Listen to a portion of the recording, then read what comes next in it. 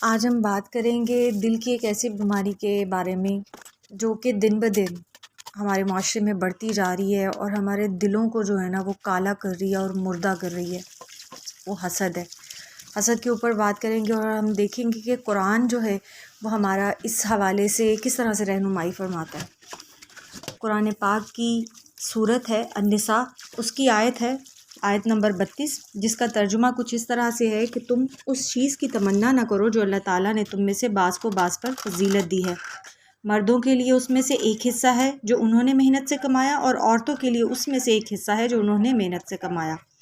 اور اللہ تعالیٰ سے اس کے فضل کا سوال کرو، یقیناً اللہ تعالیٰ ہمیشہ سے ہر چیز کو خوب جاننے والا ہے۔ اب کوئی بھی آیت جب آپ صلی اللہ علیہ وآلہ وسلم پر نازل ہوتی تھی نا، تو اس زمانے کے حوالے سے جو بھی ان سے جو سوالات کیے جاتے تھے، جو ضرورت ہوتی تھی، اس کے مطابق اللہ پاک ان کو وحی فرماتے تھے۔ اب سیدہ ام سلمہ رضی اللہ تعالیٰ عنہا سے روایت ہے کہ انہوں نے آپ صلی اللہ علیہ وآلہ وسلم سے سوال کیا کہ یا رسول اللہ صلی اللہ علیہ وآلہ وسلم، مرد تو جہاد کرتے ہیں، ہم لوگ تو جہاد نہیں کر سکتی، اور ہمیں وراثت میں بھی آدھا حصہ ملتا ہے۔ تو اس پر یہ آیت نازل ہوئی۔ اور ایک اور جگہ سیدنا ابن عباس رضی اللہ تعالیٰ عنہ سے روایت ہے کہ ایک عورت آئی رسول اللہ صلی اللہ علیہ وآلہ وسلم کے پاس، اور اس نے سوال کیا کہ یا رسول اللہ صلی اللہ علیہ وآلہ وسلم، مرد کو عورت سے دگنا حصہ ملتا ہے، اور عورتوں کی گواہی بھی ایک مرد کی گواہی کے برابر ہے، تو کیا ہمارے عمل بھی اسی طرح ہیں کہ اگر عورت کوئی نیکی کرے گی تو اسے آدھا ثواب ملے گا؟ تب اللہ پاک نے جو ہے نا یہ آیت نازل فرمائی تھی،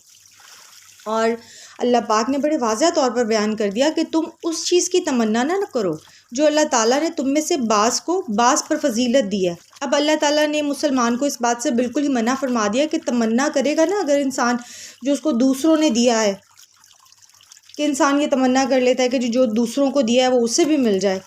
تو اس سے اس کے اس طرح کی جو خواہش پیدا ہوگی نا، وہ اللہ تعالیٰ کی تقدیر سے عدم رضا کی بھی دلیل بن جائے گی، اگر وہ اس کے دل میں یہ خواہش پیدا ہوتی ہے۔ اور بعض اوقات انسان کے دل میں یہ بھی خواہش پیدا ہو جاتی ہے، اگر اس کو وہ چیز نہیں ملتی ہے نا جو دوسرے کے پاس ہے، تو وہ یہ سوچتا ہے کہ اللہ اس سے بھی چھین لے، تو یہ بات کیا بن جاتی ہے؟ پھر حسد بن جاتی ہے۔ اس کو وہ نعمت نہیں ملی تو جس کے پاس ہے اس سے بھی چھین لی جائے، تو اللہ تعالیٰ کو تو حسد بہت ناپسند ہے۔ اللہ پاک نے تو لعنت فرمائی ہے اس حسد کرنے والے کے اوپر۔ اللہ کو بالکل پسند نہیں ہے کہ حسد کیا جائے، دوسرے کے مال کی تمنا جو ہے وہ حسد ہے۔ اب رسول اللہ صلی اللہ علیہ وآلہ وسلم نے فرمایا کہ تم میں سے کوئی اپنے بھائی کی مال کی تمنا نہ کرے، اور نہ ہی وہ یہ کہے کہ اللہ تعالیٰ جو ہے نا مجھے اس کا مال عطا کر دے۔ ہاں، یہ کہہ سکتا ہے کہ مجھے بھی وہ رزق دے اللہ جو تم نے اس کو عطا فرمایا ہے، یعنی اس سے یہ بات ثابت ہو جاتی ہے کہ حسد منع ہے۔ ہاں، ہم رشک کر سکتے ہیں، رشک جائز ہے، لیکن کیا بات ہے ہمارے رسول صلی اللہ علیہ وآلہ وسلم کی، کتنے واضح طور پر انہوں نے بیان کیا ہے کہ ایک مسلمان کے بھی یہ شایان شان نہیں ہے کہ وہ ہر ایک چیز کی ہی تمنا کرتا پھرے، ہر ایک چیز کی ہی اوپر ہی جو ہے نا وہ رشک کرتا پھرے۔ جیسے ہم کسی کی خوبصورت ایک بے اولاد جوڑا جو ہے وہ کسی کی خوبصورت اولاد دیکھتا ہے تو وہ کہتا ہے کہ اللہ پاک مجھے بھی ایسی حسین اور خوبصورت باکردار اولاد جو ہے وہ نصیب فرما۔ یا کوئی کسی کی مال و دولت دیکھتا ہے، کسی کا بزنس دیکھتا ہے، تو اس کے دل میں یہ خواہش پیدا ہو جاتی ہے کہ مجھے بھی یہی لائف سٹائل اللہ عطا فرما۔ تو اللہ کے نبی صلی اللہ علیہ وآلہ وسلم نے فرمایا ہے کہ یہ مسلمان کو یہ بھی شایان شان نہیں ہے کہ وہ اس طرح کی جو دنیاوی لذتیں ہیں، دنیاوی چیزیں ہیں، ان کے لیے رشک کرے۔ ہاں، اگر رشک بھی کرنا ہے نا تو ایک مسلمان کو زیب دیتا ہے کہ وہ دو آدمیوں پر رشک کرے۔